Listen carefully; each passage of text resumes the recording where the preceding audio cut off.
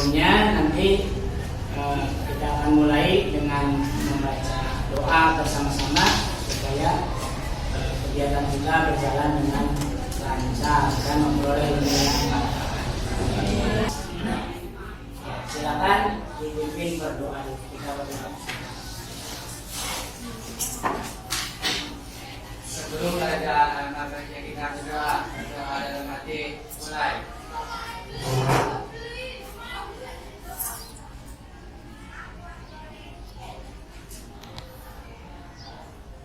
Berdoa selesai memberi salam.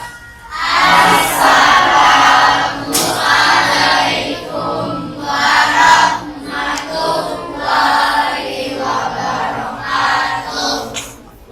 Hari ini yang tidak hadir siapa? Yang tidak hadir Salsa. Kenapa Salsa? Sakit?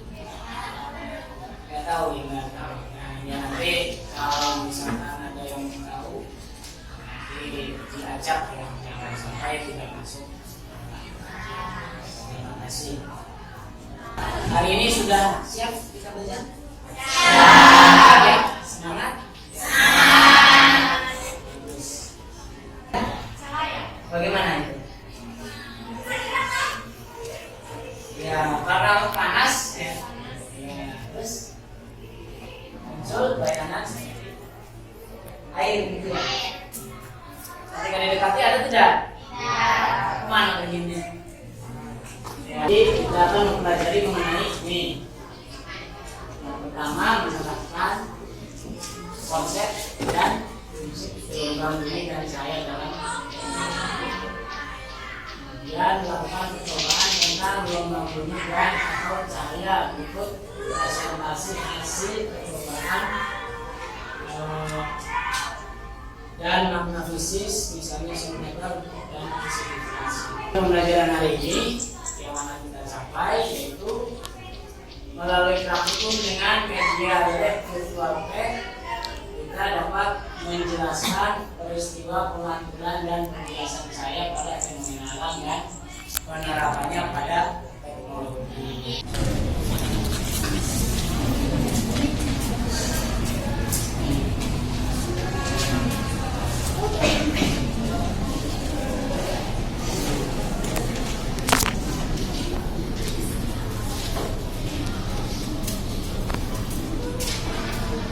Baik, selesai. Waktunya silakan dikumpulkan lagi. Rasa adanya sih. Boleh? Kegiatan kita melakukan percobaan dan diskusi di dalam kelompok. Ini berbagi berapa kelompok? 1, 2, 3, 4, 5. Nah, silakan. Ya, kelompok cukup satu saja. Silakan pelajari dulu FAPD-nya. Coba diperhatikan. Ini lurus ya, tidak bengkok. Ini lurus. Nah, coba saya masukkan sini. Sebentar, ini megangnya supaya kelihatan. Saya masukkan. Nah, coba lihat. Sebelah sini dulu. Bagaimana keadaannya? Kelihatan ya? Dari belakang kelihatan? Nah, bagaimana? Bengkok. Sudah muncul apa yang ingin kamu ketahui dari peristiwa ini? Coba silakan kamu tulis di LKPD. Itu benar bengkok. Langsung berisi air. Kalau sudah, kamu baca di LKPD percobaan 1. Percobaan 1. Di halaman 4. Ya, praktiknya di halaman 4. Silakan sambil dibaca LKPD-nya. Kalau kesulitan boleh ngacung bertanya.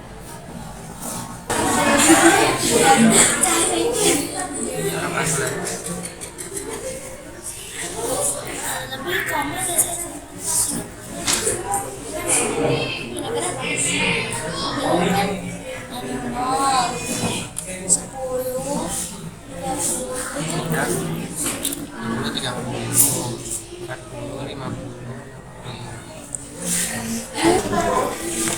Habis ini gimana Pak?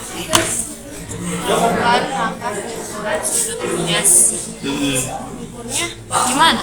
Mengukurnya mulai dari berapa? Mulai dari 0. 0. Nah, ini digeser ke 0 ke sini. Bisa. Bisa digeser-geser ya? Iya, kayak gitu. Cara ngatur sudutnya begitu. Ini ya berarti isinya sudut hias. Lagi. Iya. Ya, Pak. Iya. 30.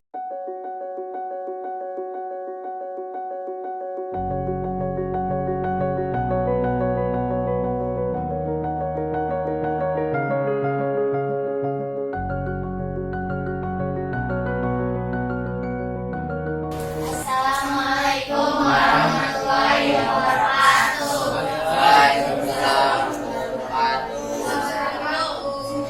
Kami akan mempresentasikan hasil kerja. Jika medium 1 dan 2 berbeda, apakah terjadi pembiasan cahaya laser? Iya, terjadi pembiasan cahaya. Di antara udara dan air medium, manakah yang memiliki indeks bias lebih besar? Udara. Udara sama dengan air sama dengan 1,33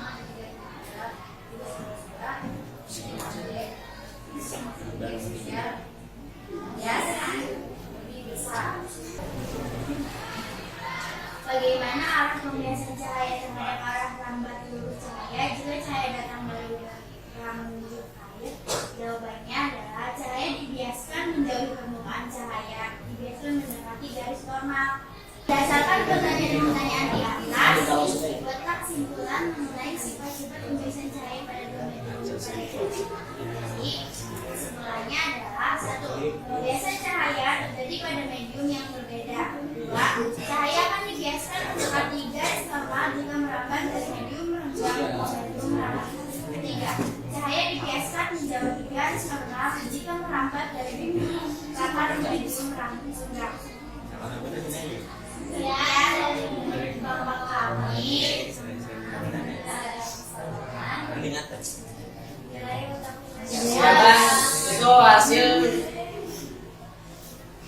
Itu hasil dari kelompok. Bagaimana arah pembiasaan cahaya terhadap arah kabel lurus cahaya jika cahaya datang dari udara menuju air?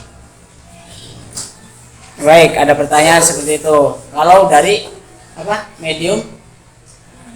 Dari udara ke air ya? Ya, silakan. Cahaya dibiaskan menjauhi permukaan cahaya dibiaskan mendekati garis normal. Yang dari kami, wassalamualaikum warahmatullahi wabarakatuh. Waalaikumsalam. Ya, tepuk tangan untuk kelompok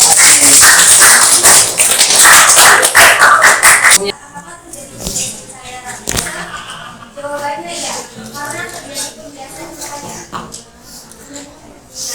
Di antara udara dan air medium, manakah yang memiliki indeks bias lebih besar? Air.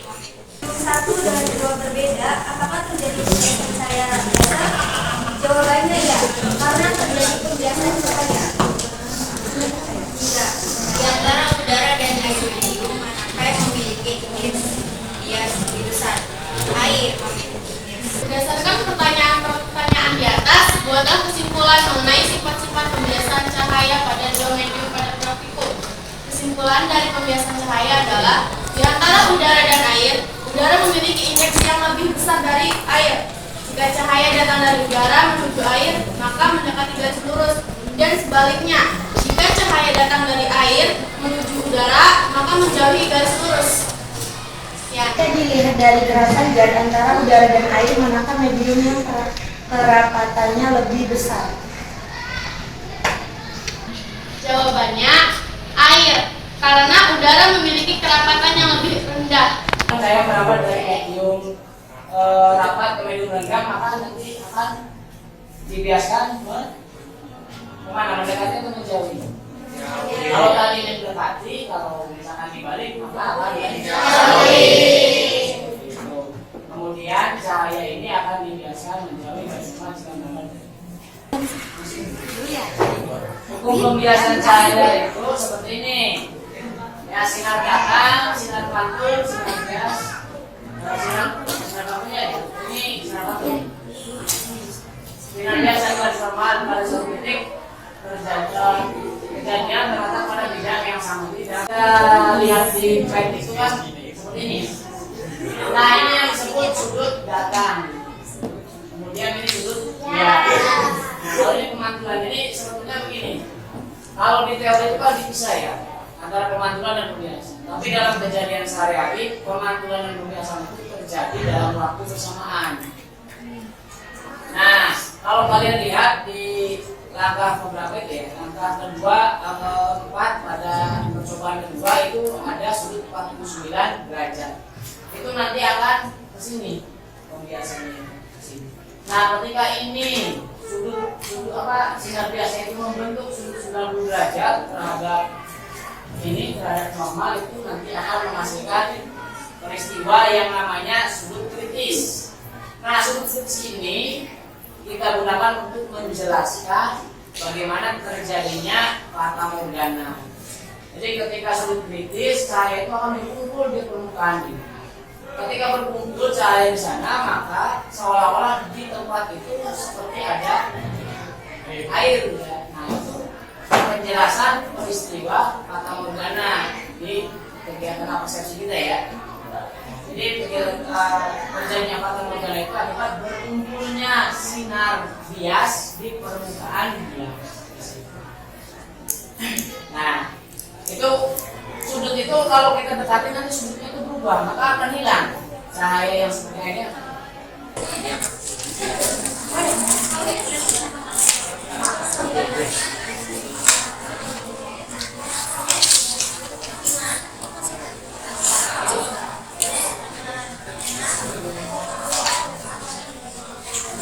Berdasarkan hasil kegiatan kita hari ini, siapa yang mau melakukan refleksi untuk menyimpulkan hasil dari seluruh kegiatan kita hari ini? Silakan.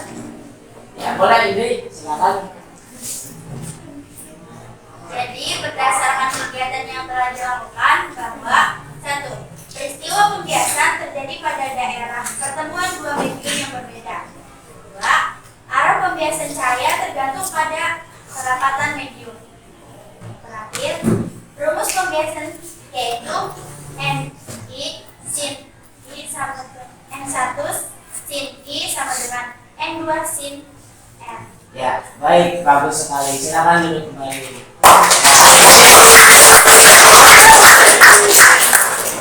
Ini sudah ada sedikit gambaran ya mengenai pembiasan cahaya. Nah, nanti pada pertemuan berikutnya kita membahas mengenai pembiasan cahaya pada keadaan tertentu, yaitu mengenai materi dispersi. Dispersi ini bisa menjelaskan mengenai bagaimana terbentuknya pelangi ketika terjadi hujan dengan adanya sinar matahari. Itu di pertemuan selanjutnya. Baik, kegiatan hari ini kita cukupkan. Silakan dipimpin berdoa oleh ketua kelas. Sebelum pulang, alangkah baiknya kita berdoa dalam hati mulai.